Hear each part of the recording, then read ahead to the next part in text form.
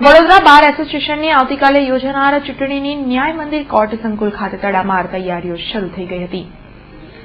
વડોદરા વકીલ મંડળની આવતીકાલે યોજાનાર ચૂંટણીમાં પ્રમુખ પદ માટે ચતુષ્કોણીય જંગ છે, જેમાં વર્તમાન પ્રમુખ સહિત 3 ઉમેદવારોએ ચૂંટણી જંગમાં ઝંપલાવ્યું છે, જ્યારે ઉપપ્રમુખમાં 5 ઉમેદવાર, સેક્રેટરી પદે 10 ઉમેદવાર, સ્ટેન્ડિંગ કમિટીમાં 42, જ્યારે લેડીઝ રિઝર્વમાં 10 ઉમેદવારોએ ચૂંટણી જંગમાં ઝંપલાવ્યું છે।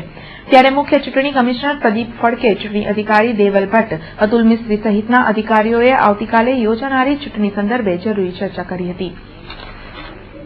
સાથે સાથે ન્યાય મંદિર કોર્ટ સંકુલમાં ચૂંટણી યોજાનાર હોય અહીં બૂથો ઉપરાંત તંબુમાં જરૂરિયાત મુજબની સુવિધાઓ પણ ઉપલબ્ધ કરવામાં આવી હતી।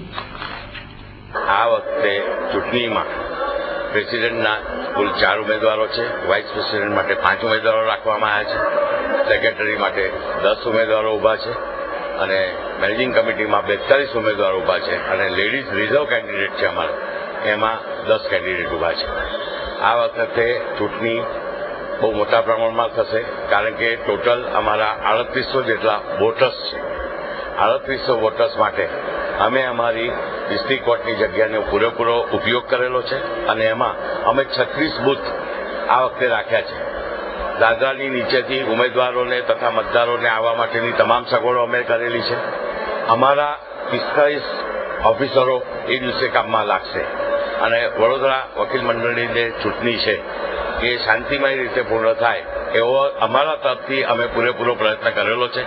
કોઈ પણ જાતનું વાતાવરણ દૂષિત ન થાય એ કૃત્ય કરવા અમે તૈયાર છીએ।